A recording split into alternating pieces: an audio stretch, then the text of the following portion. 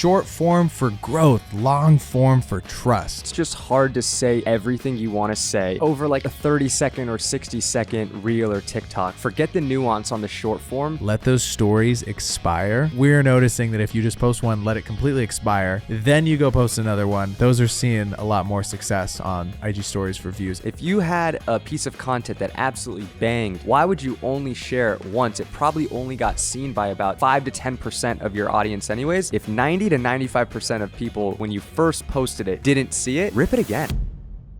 Ladies and gentlemen, welcome back to episode 151 of the 505 podcast. Today, we're breaking down the top social media strategies in 2025. I think there's a lot of hocus pocus out there. I would agree. On this topic. Yeah. And we're going to be breaking it down, giving you very actionable steps that you can take, put into the content that you're making, and hopefully be more successful throughout the rest of 2025. But first off, let's start with the one-handed crack. Here we go. Ready? Oh, that's pretty good. It was good. I just spilled a lot of it. Yeah, look at all that, dude. Give myself a 7.2. It's generous. One of my better ones, but you know, no dent, not much spillage. It just didn't have that. I get it. That crack. I get that a lot. I'll give you more than me though. 7.7, dude. Dude, cheers. Cheers. I drank a Celsius and my face is so hot. I'm freaking out. This is a direct quote from our friend Gary Vee, okay? If you do not attack social in these next 5 years, you will pay the consequences. Mark my words. I agree. That's what he's saying. I think we've been in the period of social media being very important for businesses, obviously. But I think over the next 5 years, I would agree. Like, I think the creator economy is just going to continue to get bigger. If social media marketing is not part of your strategy as a personal brand or a business, you're just going to fall behind. If you want to succeed, you got to grow your social media. I think it's really interesting because it's how I've got all the clients for Blue Stripe this far has been off social. So we've been doing a decent amount of cold outreach, but it's just fallen on deaf ears. Like some of them will reach back out, we'll get a few responses. It's just not the same as someone seeing my content, being interested in it, and then funneling in that way, sending us an email. And dude, I bet it's the same for Gary though. Like I bet it's the same for Vayner. These top 2 people, top 3, 5 people at these brands see Gary's stuff and they're like, when we have like a new agency partner open up or we're looking for a new partner, they're going to hit up Vayner. I mean, I guess if you think about it like this, right? If you're doing cold outreach, if a brand or business doesn't have work for you at that exact moment, they're probably going to be like, great, we'll keep you in mind. But if you're not then front of mind by hitting them on social media, they're kind of just going to forget about you. And so I feel like cold outreach, you got to play a little bit of the like longer term game. But if you're dialed on social, you're kind of front of mind, especially if you're consistent on social media for a lot of these brands. What are your thoughts on creators being in a specific niche? Because I've seen guys like Dan Coe say, you know, you shouldn't be picking a niche. But he's also teaching people about not niching down. Yeah, that's his niche. Super meta. It's really interesting though, because you see, I think the most successful people though that I see are in a particular thing. Because when you go to their page, it's like, oh, if I'm into, you know, makeup, or if you're into hunting, there's this person that's only doing hunting content or whatever. Or like if you're into people who review coffee, their whole page is reviewing coffee. Or videographers, it's like their whole page is the clients that they work with or giving you tips. So it's very interesting to kind of see all these little micro niches because there's a million of them. Or even like right now, I'm really into bonsai trees. Nice. And there's fellas out there, and there's rocks that do bonsai trees. Yeah. And that's do you hit their page? It's just 1,000 videos of bonsai trees. So what are your thoughts on that? I think you have to look at it as a T-chart, meaning you can be wide in a few different areas, but you should go deep in one, right? And I think that as humans, we're multidimensional. It's not like we're only interested in one thing.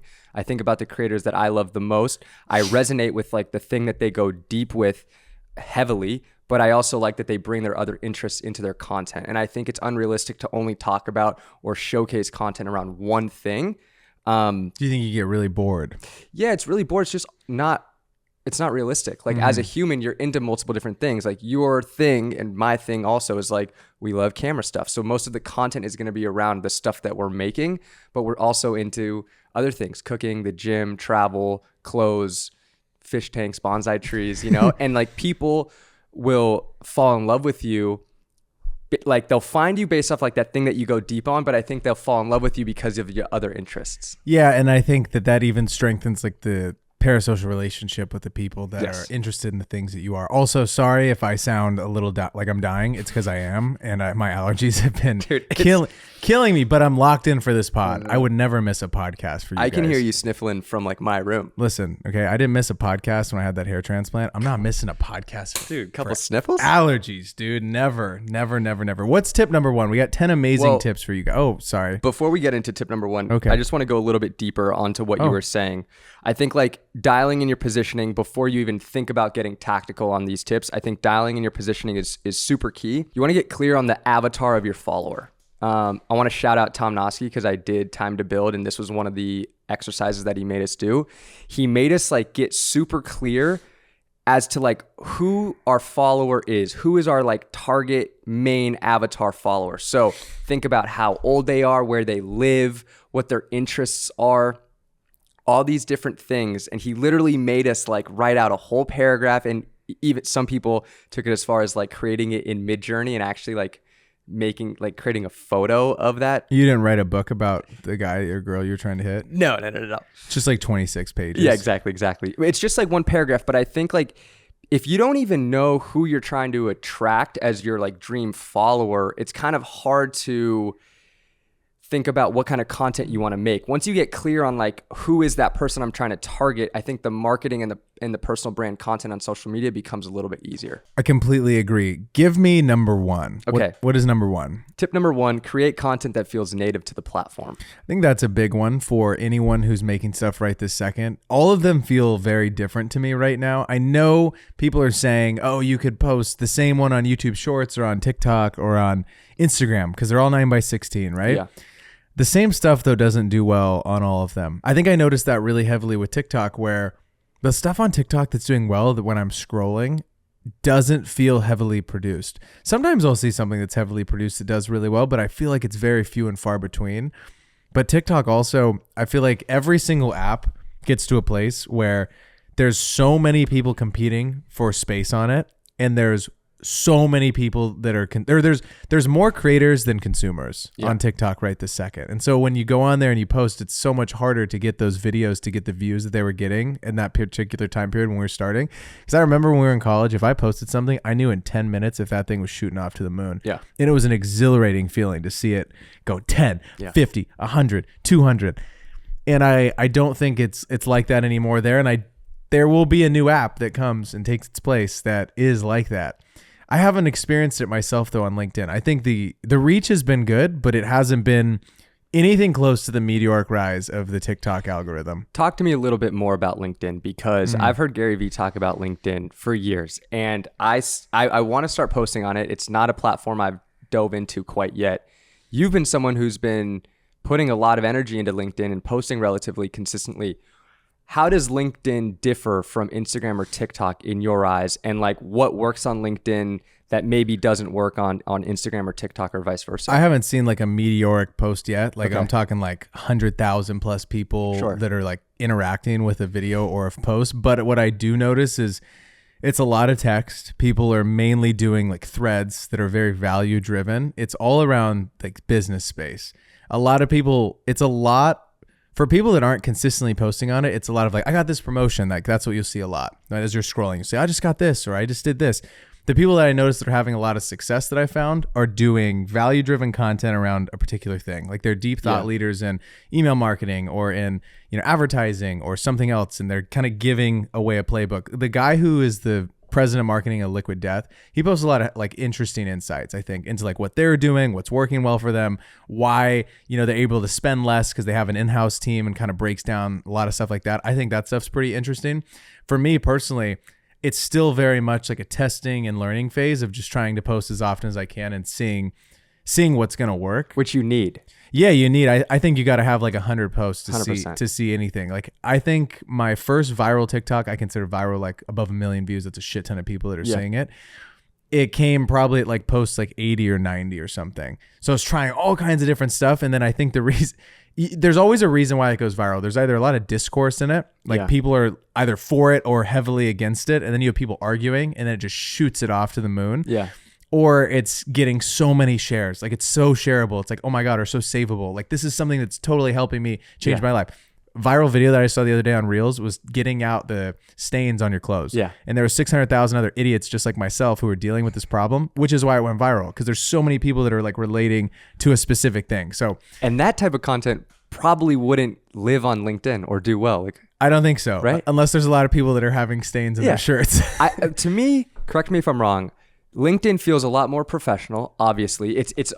I look at LinkedIn almost like you have a job interview, but it's like from home and like you're coming off as professional. So you're like suit and tie from the waist up, but like you're in your boxers. I notice it's changing though, because I think there's these two groups right now. There's these two groups on LinkedIn. Okay. It's this newer group who's coming from either a TikTok or an Instagram, and they're starting businesses. And so they're like making content. And I notice the older group doesn't like it as much. That's been on there for, it's like, people are not loving the idea of like tons of videos on the feed. I personally, I really do like the idea of video on the feed, because I think I learn through video the best. That's personally how I like to watch stuff. I like to consume via video format. Sure. But I think a lot of people aren't loving the idea of like LinkedIn trying to be TikTok or LinkedIn trying to be Reels. They liked how it was a text-based format, right? And it's not very clumpy. Like I remember seeing someone post like a big thing, and people are like, yo, you got to break this up. I notice on LinkedIn, people are doing like line, space, line, shift, line, you know? So it's very interesting to see where the platform is heading. LinkedIn is learning my interests and feeding me better and better stuff the more that I'm on it, which makes sense. Obviously, the algorithm's learning what I like to scroll on, like to stop at. But I think that the creators on the app for video, it's like, it's so down. There's not great people that are making really solid video content. I think the people that I'm going to see dominate the next 2, 3, 4, 5 years will be people that can talk as well as can write. Sure. You know, it's kind of like that hybrid platform. It's like a hybrid of Twitter and something else. Wouldn't you argue though that the reason why maybe the feed isn't as dialed on LinkedIn as it is on TikTok or Instagram is because there's just not enough people making stuff? No, there's a lot of people making stuff. Okay. There's a ton of people making stuff. I think that It's just kind of shittier. it's just a different, I think that TikTok just has like, TikTok had the best algorithm that we'd ever seen created, you know? Well, it changed from, I'm going to follow this person because I like their content. I want to see more of it. TikTok was like, we can actually predict what you're going to like more than, we know you better than you know yourself. So we're going to curate your feed more. A few practical tips. LinkedIn, definitely make it more professional, like you were saying. TikTok, keep it more real and authentic. Something that you see on TikTok is people literally like responding to the comments. TikTok feels so much more like just like you're FaceTiming a friend, and LinkedIn just feels a little bit more professional. So I would say, depending on the platform that you're creating on, figure out if you should go more professional or keep it more raw and real. Also, like you said, study each platform and find creators you admire. I think that's the best tip. Like, for example, for you, right, you're in the testing phase. You're probably studying a lot of people posting on LinkedIn and being like, okay, I see why this is working, kind of studying the game and mimicking it a little bit and bringing that into your own content. Yeah, I would. Anytime you hop on a new platform, I'd scroll for like 10 to 20 hours and then find the top 5 to 7 people whose stuff you really enjoy and you resonate with, because you all have something to share. You all have a thing that you know about more than other people or an interest, right? And figuring out what that thing is and then saying, okay, how can I break this up into like 10 or 20 pieces? And then you just kind of splinter off from there.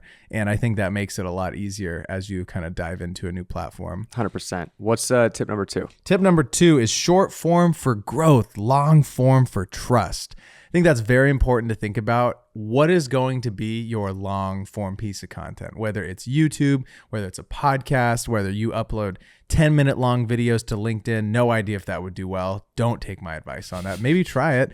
But that's kind of what I would think about first, because it's the hardest thing to do. And then you can make snippets of all of these long form things that you do. So if you have a podcast, you could make 15 pieces per episode. Or if you have a blog that you guys do, then you can take all the different little things from your blog and make them into, you know, LinkedIn posts or X posts or whatever that thing's going to be. I think it's just hard to say everything you want to say and build trust over like a 30-second or 60-second reel or TikTok. Have long form be where you really can dive into it forget the nuance on the short form, just like get your point across with a nice hook, and then utilize the long form to really build trust and go deep with your listeners and your viewers. I mean, we can even share this with you guys here. Like if we get someone on who has a massive Instagram following, it doesn't correlate to podcast listeners. That should be an indicator though to you guys of like the trust that if we have someone on that's a YouTuber and you're spending 20 minutes with them, think about how often, especially if you guys have moved out, you're not at your parents' house anymore, you're out on your own, you've been working. Think how often you call your mom or your dad and how long those phone conversations are. If you're listening to a 2-hour podcast once a week, you're probably listening and hanging out with that specific group longer than you are a lot of your friends and a lot of your family. So the trust and the parasocial relationship that you build with someone when you're spending long periods of time with them, you feel like you know them, which I even go back to when I was first introduced to like the YouTube stuff and those YouTubers that I originally watched. You feel like you're their best buddy. You feel like you know them. You feel like you know everything about them, and you kind of do. And it's interesting because I feel like that's got to be unique for creators to when you meet someone who watches your stuff and it's like they know a lot about you and you don't know a lot about them. It's kind of crazy. It's a really interesting thing.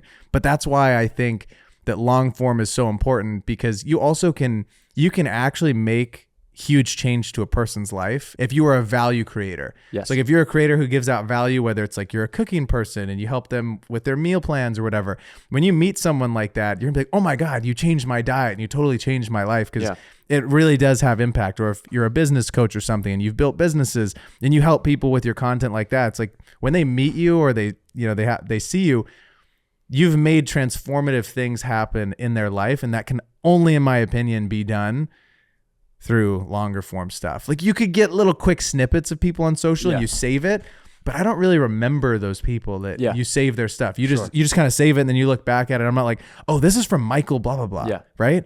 So I feel like that's super interesting when you're thinking about what you want to put the most time into. Is it long form or is it short form? We've learned a lot about YouTube specifically. Oh my God. And while we don't make YouTube specific videos, the podcast lives on YouTube. And something big that we've learned about YouTube videos specifically is you have to confirm the click, and it's all about the title and thumbnail.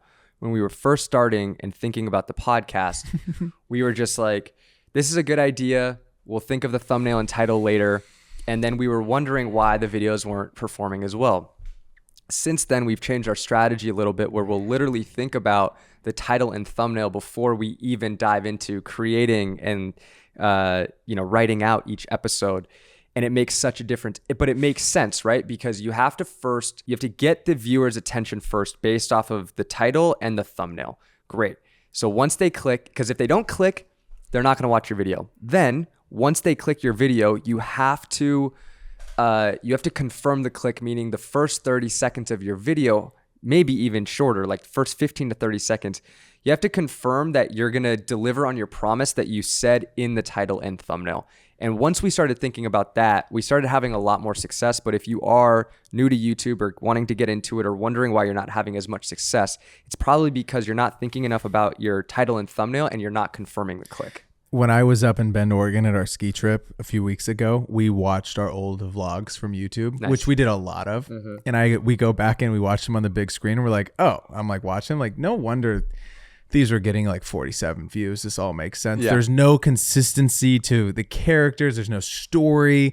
It's just like a random mashup of life at a college campus. And you're just like, what am I even watching? Like, it's only relevant to the 7 of us. Do you think that are in the videos? Do you think, knowing what you know now, had you gone back to college, brother, I'd be on a beach in Ibiza right now. You're like, I could have 7 idiots and we'd be vibing out with the knowledge that I have now. Yeah.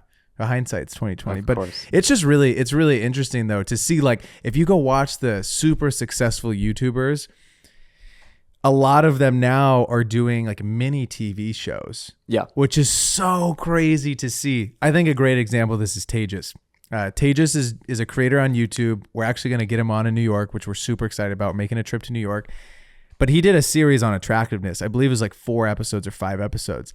Now YouTube is being treated like a TV show because so many more people are watching on connected TV, which is great for podcasts. So if you're a podcaster, there couldn't be a more perfect time to still get in on this gold rush that I think is going to occur in the next like 4 to 5 years. Isn't it weird to think about people watching us on their TV? Just vibe.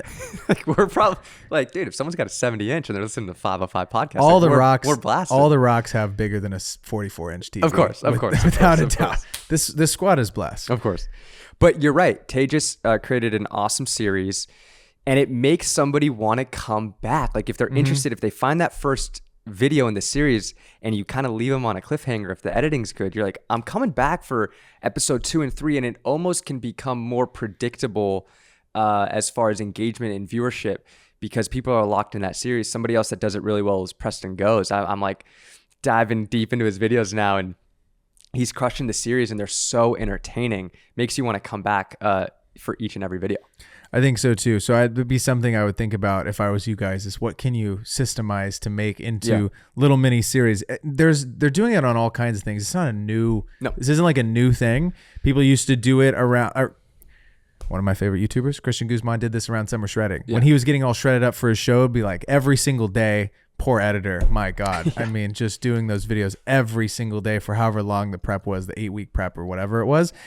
And you have something every day to look forward to. And a lot of those people, which is interesting, he's really smart for doing this. They were training for a show as well. And so they would listen to him while doing the cardio. So you have a 35-minute long episode while you're doing your Stairmaster, you're doing cardio at night. It's like perfect, dude. They just throw that on the background and then they can just go do their workout. They don't even have to actively be watching on their phone, which is what's great about a podcast is like people can listen to us on their drive or when they're walking their dog or at the gym. There's so many different ways to be, consuming this show or a show like this, which is interesting for you guys to think about. Like it doesn't necessarily, you don't have to make something that is like, they have to sit down and actively be participating to enjoy your piece. Another thing on the topic of long form, YouTube specifically, what I want you guys to remember is that YouTube is a search platform. And so we've even noticed, months go by and then all of a sudden a video will start taking off. If you can think about YouTube content a lot more in the, like making more evergreen content, you never know when something's going to pop off. And people are searching all the time for, help with camera stuff or whatever niche you're in, like how to be a better filmmaker, social media strategy, how to get more fit. Like some of these videos have a much longer shelf life than short form content. I'll even just give you an example of ones that we had created that weren't super searchable. This is a great example. So 5 tips for how we shoot concerts and cars. Well, the positioning on that is like, we got to pick one. You got to pick one, right? It's very interesting to go back and kind of look through, what we're doing. Even like this one, this was an awesome episode. Touring the world and shooting music's biggest artists with Danilo Lewis. I think on that one specifically, it's just not super searchable. No, it's not searchable. We've learned just so much on like titles for podcasts specifically. I would also say it's so interesting too to go back. These thumbnails are hilarious. Yeah, me and Braden are always like, man, if we knew what we knew now when we were first starting the show, the ultimate guide to getting hired with a handshake. Yeah, dude, our thumbnails were so bad. I don't know what was worse back in the day, the titles or the thumbnails. Dude, in retrospect, I thought they were sick. I know. You would show them to me, and I'd be like, "This is a 10 out of 10." I'm like, dude, I'm chefing on Canva. But another practical tip I would say as far as short form content, if you end your post with like some sort of call to action, you'd be surprised at like, if you don't tell someone to do something, they probably won't do it. So really appreciate a subscribe right now. Yeah, won't even lie to you guys. Subscribe, or even just like, yo, tag a friend or send this to a friend that needs to hear this. Maybe that generates you a couple more like shares, which would be great. Yeah, which is super important. You should share this with a friend if you find it any interesting. Number 3, show more personality, less overproduced content. I think this is super important. I think we're leaning away from the super overproduced stuff. I think a great example of this is Sam Sulek.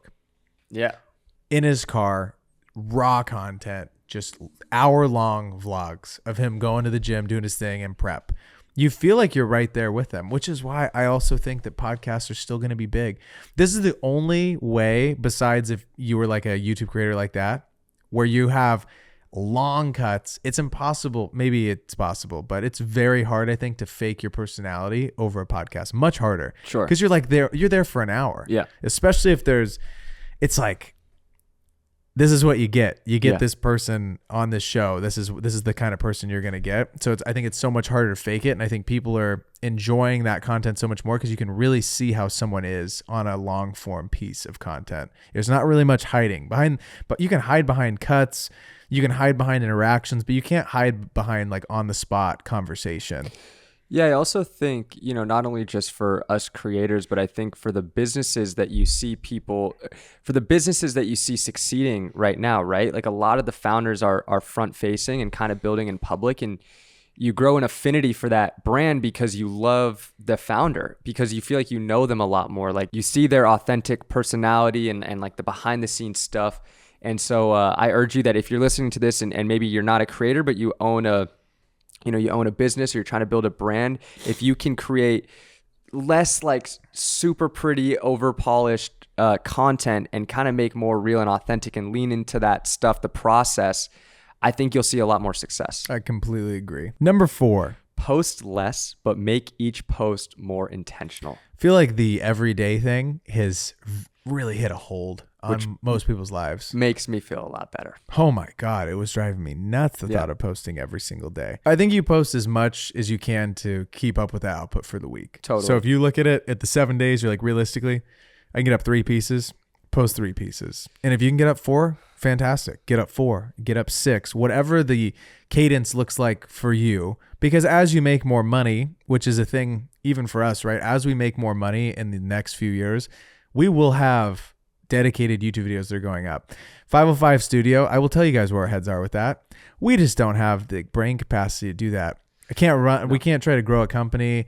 We can't try to keep growing the podcast and run a whole nother YouTube channel. It's so much work to do YouTube. Yeah. And we're like, oh, we can do this show really well, and let's just stick with the thing that's doing really well and not try to add another thing onto our plate this second. Realistically, because in an ideal world, we're doing podcasts every week and a long form YouTube video every week in the form of like a weekly series where you see the behind the scenes of me and Braden building our businesses. But it takes so much work that we're not going to do it until we can afford to hire someone. I mean, we can film the stuff ourselves, but we're not going to do it until we can just completely pass off all the footage, pay a kid to edit it, upload it. We don't even have to think about it.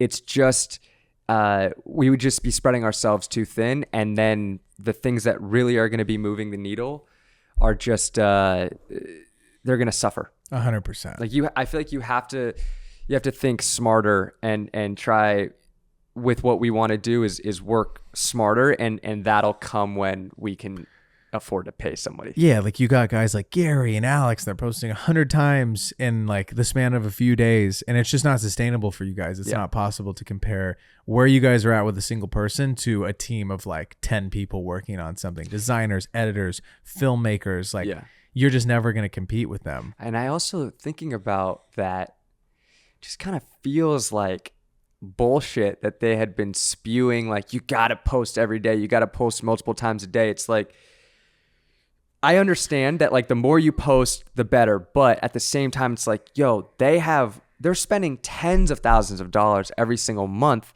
to create an insane amount of content.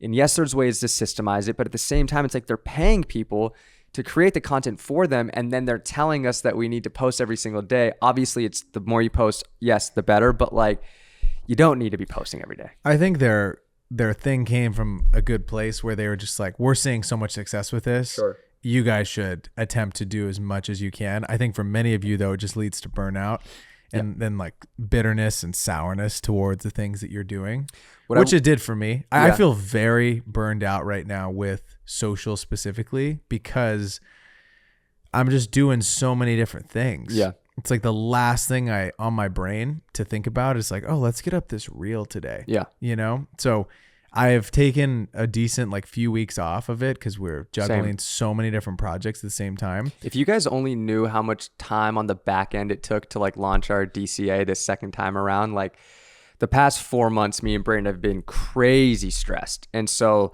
thinking about adding on posting consistently on social media, it's hard. But to your point, I will say, like, I think there's seasons for certain things in life. You may be in a season of like, yo, let me grind and go harder than I have been on social. in another season might be like, I need to focus on my business a lot more in this particular moment.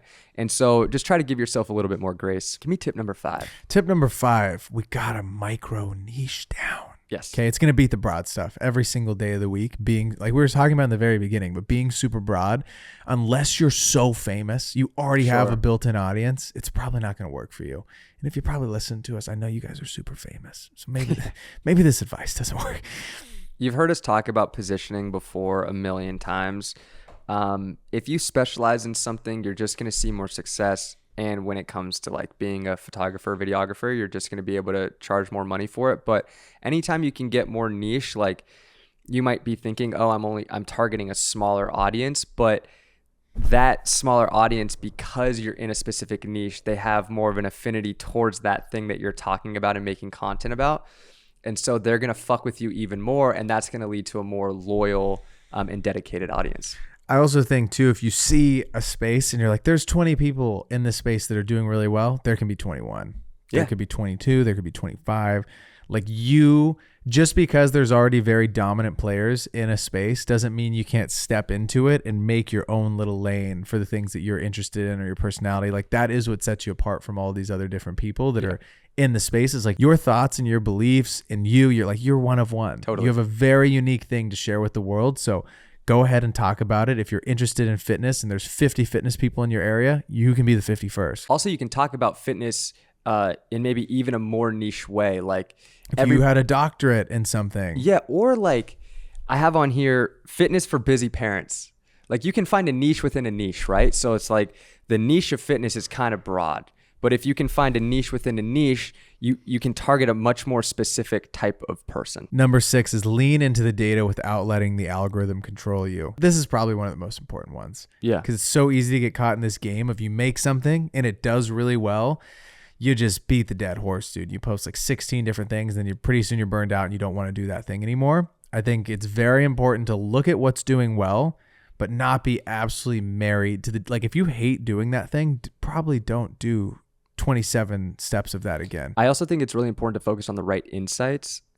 The vanity metrics of how many views and likes you're getting just don't matter as much as how many saves and shares you're getting. That's how you really know if your content is resonating with your audience, because if they want to save it and watch it later, or they resonated with it enough to send it to somebody, as opposed to your content just getting a ton of views or a ton of likes. Yeah, I agree. That's something that I'm looking for a lot is like sentiment. Yes. Is if what are the comments saying? Are people interested in it? Are they sharing it with a friend? You also too, though, I think if you only make content for the viewer, I feel like you will get into a vicious cycle of you're not necessarily making things that fuel your cup and like fill up your cup and fuel you. So I would argue that like, let's say there's this one thing that does really well and you like it, but it's not like your love, but you have this other stuff that you really love. Yeah. You make one of those, you make one thing that you love. One for them, one for you. Exactly. And I think Rick Rubin talks about this, but he's not really putting the audience's feelings and thoughts and letting it dictate what it is that he's creating. So they end up getting the best product. Sure. Because he's just fully focused and fully invested in what it is they can do to make the best possible thing. And then, hopefully people will enjoy it. I think that's a good tip, but I do think, like we said, lean into the data at least a little bit. Like if you're not paying attention to the numbers at all, you're not going to see what's working and what's not. So, test a bunch of different stuff. Don't even look at the data until you've posted like 50 plus pieces of content. Then you can go back and analyze, okay, what did well, what didn't, why did this hit, why did this not hit, what are people saying into the comments, figure out what's working well and lean more into that. Number 7 is we got to prioritize consistency over bursts of energy. Yeah. I should probably really take number 7 into heart. Okay, we've all been here, and it typically happens at the beginning of the year where you're like, new year, new me. I'm super inspired. Forward motion. This is the year everything changes. Or if you're like me, I don't know if you've ever been here, sometimes 11:30 p.m. comes around, it's time for bed, but you're like, I'm gonna organize my whole room and change my life around.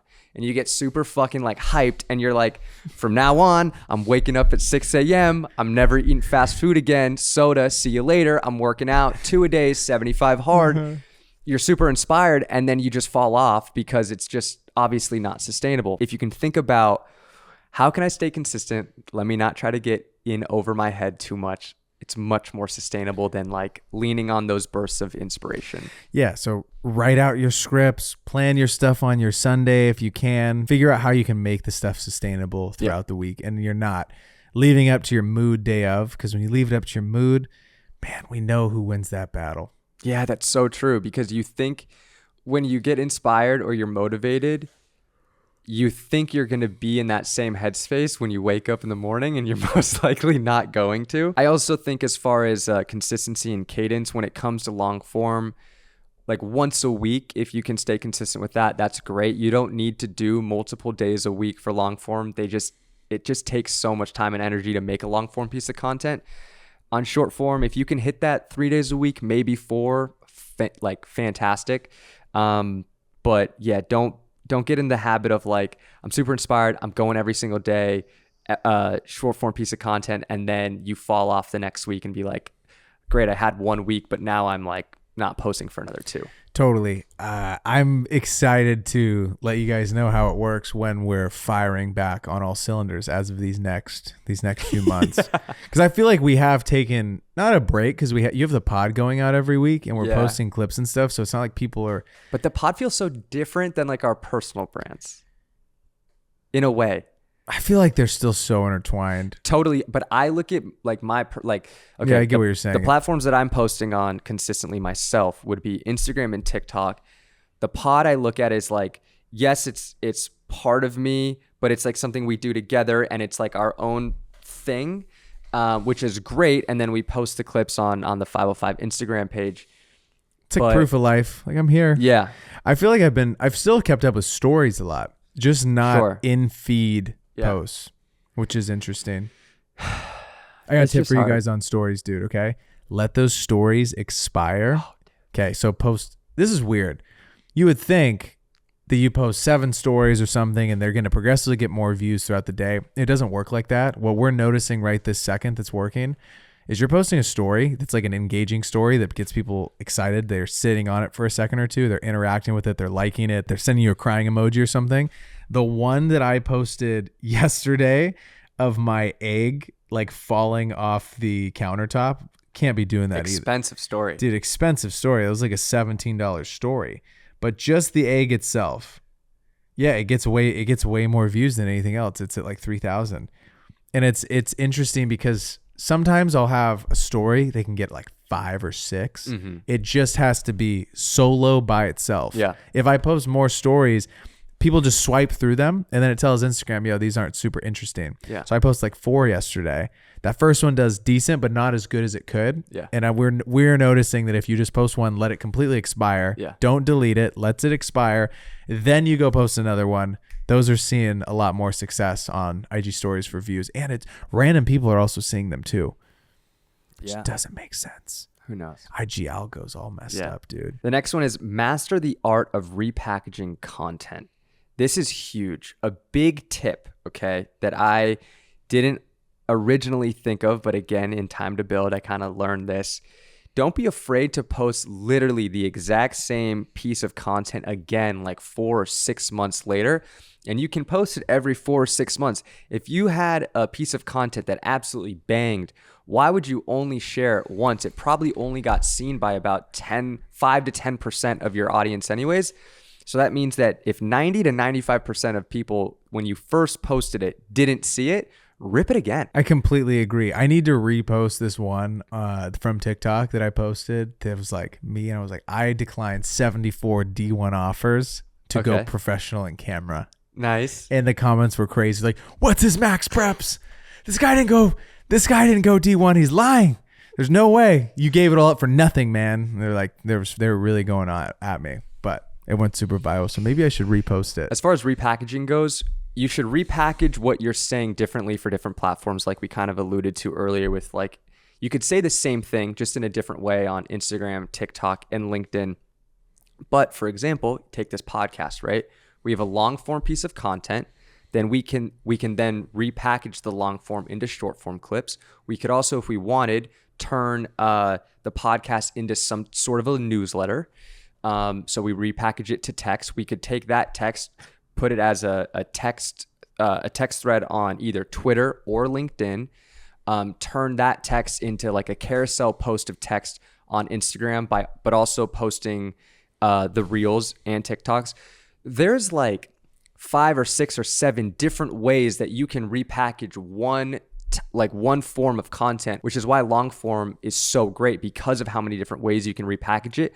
But just because you're making one video doesn't mean you can't say that different thing another way, or you can't package that same information in a different type of content. Like if you're making a video, you could also put that video as the caption and put like a carousel post on Instagram, or turn that into a tweet or a LinkedIn post, or stuff like that. And keep a content bank. This one is very important for you guys. If you're starting to make videos and let's say you work out, okay, let's say that's part of your content. Yeah, that's part of mine. It's not.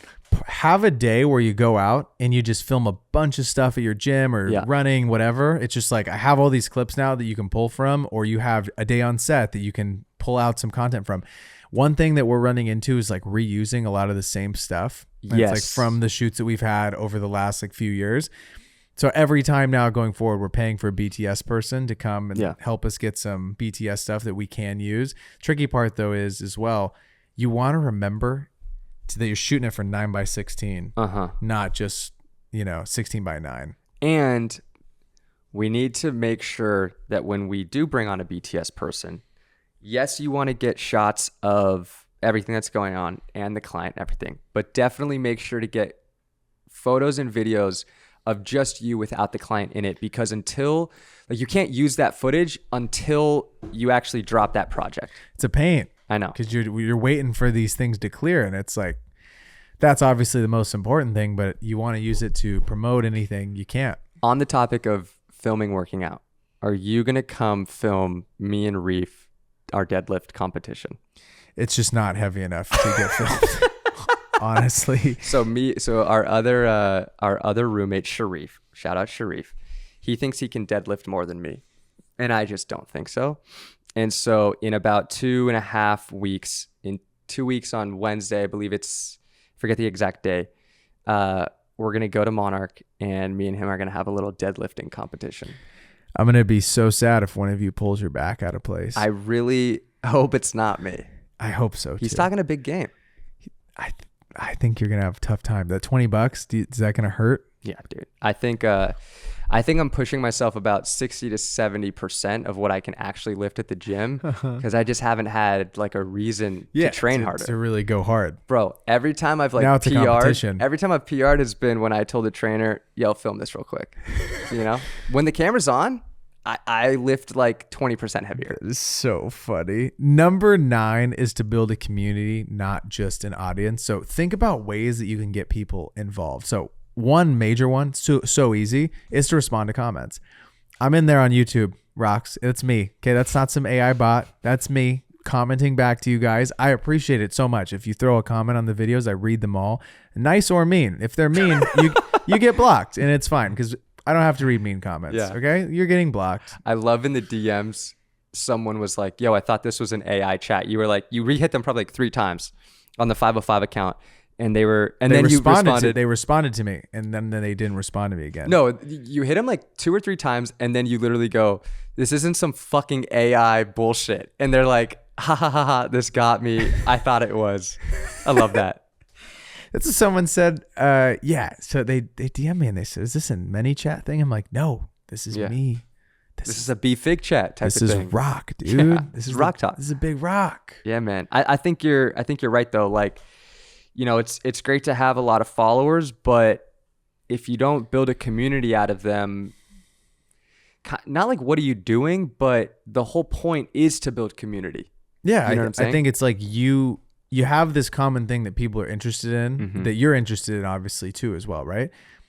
You're doing a disservice to that group of people who finds you or your thing, that whatever it is that you do, somewhat interesting, by not having a place for them to congregate and meet up. Because then it goes back to the thing of like, when you're starting out, you think about how lonely you are. There's no one else doing it. You're just like, oh, I'm just on this lonely road and I see these YouTubers or whatever. You have the opportunity to be a part of a newsletter of someone's. You have the opportunity to be a part of their Discord if they have a Discord, or whatever the thing is, like a place where you can meet other people who are also interested in the same things you're interested in. That's a beautiful thing. That's how I got started on YouTube. Like in the very beginning, there was like 7 of us that made a little WhatsApp chat or something. Was it WhatsApp at that time? Yeah, dude. I think it was WhatsApp. I remember being in college being like, dude, are we going to be on WhatsApp in like 20 years when we all got kids? Wait, was it WhatsApp or was it GroupMe? GroupMe. It was GroupMe is what it was. Yeah. I was like, dude, our GroupMe is firing. We made a GroupMe. That's what it was. That I can't believe that thing's probably deader than a doornail now. I know. I deleted that. I did too. But we were all on GroupMe and that's how we communicated. We had people from all over the world that were making YouTube videos, and that's the original, like mini micro community that I had. Do you think we should make Instagram channels for 505? I think that if they're in our Discord, or you're like in our newsletter, might be one other mouth to feed. If you guys think that it would be worth it for us to make a channels thing on Instagram, let us know. Could be interesting. But on the topic of build a community, not just an audience, I like this. A well-engaged community will lead to more engagement, so your posts will do better. If you're running a business, it'll lead to more sales, and it'll also lead to long-term loyalty. So people will stick around and advocate for you. For example, if you do kind of fall off and you're not staying as consistent in this current moment, like if you really do build a tight-knit community, they're going to be there for you if you take a little bit of a break or you're not as consistent. Totally agree. Number 10, bringing us home here, is to take control of your audience. I think we've seen this with Instagram, with TikTok. They're not showing people all of your guys' stuff. So have a place where your community, you can chat with them. So whether it's Discord, whether it's email, I think the best one is to get them off of said platform. So you have all your people who want to see your stuff in one place. I think email is probably the best for that. And you're not just hitting people though, like, hey, go look at my thing. You got to give them value. Totally. Otherwise, why am I going to subscribe to this thing if you're just going to hit me up and say, hey, go look at my YouTube video, or go look at this, go look at that, go look at this.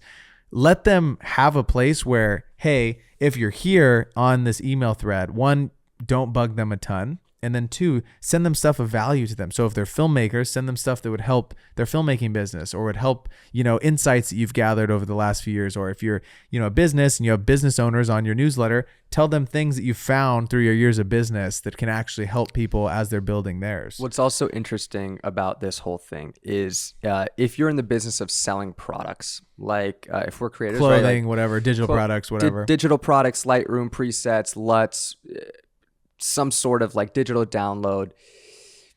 If your posts are only getting seen by a small percentage of your audience, when you go to like sell on social media, 2 things. 1, 95% of the people aren't going to see your post. But if you have a strong email list, like your open rate can be closer to like 50 to 60, maybe 70%. So already you're targeting, and you know that a lot more of the people that follow you are going to see what you're selling. And 2, when you're on social media, you're almost not in the mindset of wanting to buy something. Like you're just kind of there to like doom scroll and see what people are doing and move on. But when you check your email, or when somebody checks their email, typically it's early in the morning, and more likely than not, they're going to be on a they might be on a phone, but they'll probably be on a computer, and you're kind of more in a state of buying. You know what I'm saying? So if you are in the business of a creator and you have digital products that you are selling, definitely build out a newsletter and your email list, because you're going to see a lot better conversions. 100%. I hope you guys found this actionable and helpful. This was a super fun chat talking about the top strategies in 2025 to be thinking about on social media. This has been episode 151. This has been episode 151 of the 505 podcast. If you're still here, please hit the subscribe button, drop us a comment. We'll see you guys all next week. Peace.